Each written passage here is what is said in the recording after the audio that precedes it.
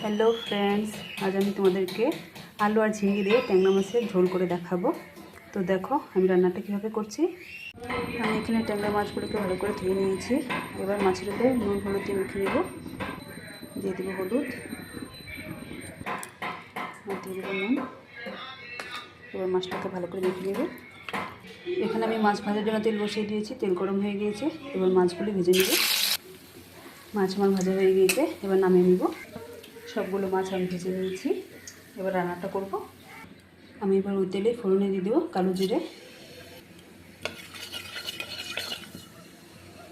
এবার আমি এর মধ্যে দিয়ে দেবো কেটে রাখা ঝিঙে আর আলু। ঝিঙে আলুটাকে একটু ভাজা ভাজা করে নেব। এর মধ্যে আমি একটু নুন দেবো না, নুন দিলে জল বেরিয়ে যাবে। এখন নুনটা পরে দেবো। ঝিঙে আলু আমার ভাজা হতে হতে আমি একটু মশলা করে নেব। এখানে আমি দিয়ে দেবো হলুদ গুঁড়ো, দিয়ে দেবো জিরে গুঁড়ো। আমি এই রান্নাতে লঙ্কা গুঁড়ো ইউজ করবো না, যেহেতু আমি রান্নাটা বাচ্চাদের জন্য করছি, তাই আমি লঙ্কা গুঁড়ো এখানে দেবো না। আর দিয়ে দেবো নুন। এবার এটাকে আমি জল দিয়ে গুলে নেব। তোমরা যদি বড়দের জন্য রান্নাটা করে থাকো তাহলে এর মধ্যে লঙ্কা গুঁড়ো দিতে পারো। ঝিঙে আলু আমার ভাজা হয়ে গিয়েছে। এবার এর মধ্যে আমি দিয়ে দেবো গুলে রাখা মশলা।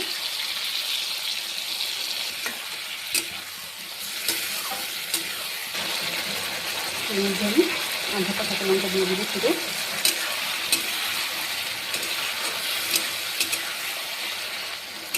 এবার ঝিঙে আলুর সাথে মশলাটাকে আমি ভালো করে কষিয়ে নেব। মশলাটা আমার ভালো করে কষিয়ে হয়ে গিয়েছে।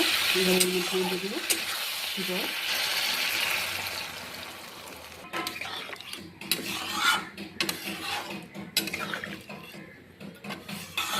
এবার আমি ঝোলটাকে ফুটতে দিব।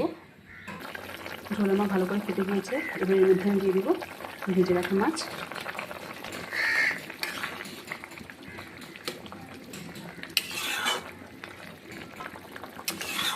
মাছটাকে দিয়ে আরও 2-3 মিনিট ঝোলটাকে ফুটিয়ে নেব। ট্যাংরা মাছের ঝোল আমার রেডি হয়ে গিয়েছে। এবার আমি গ্যাসটাকে অফ করে দেব। তোমাদের আমার এই রেসিপি কেমন লাগলো আমাকে কমেন্ট করে অবশ্যই জানিও। টাটা।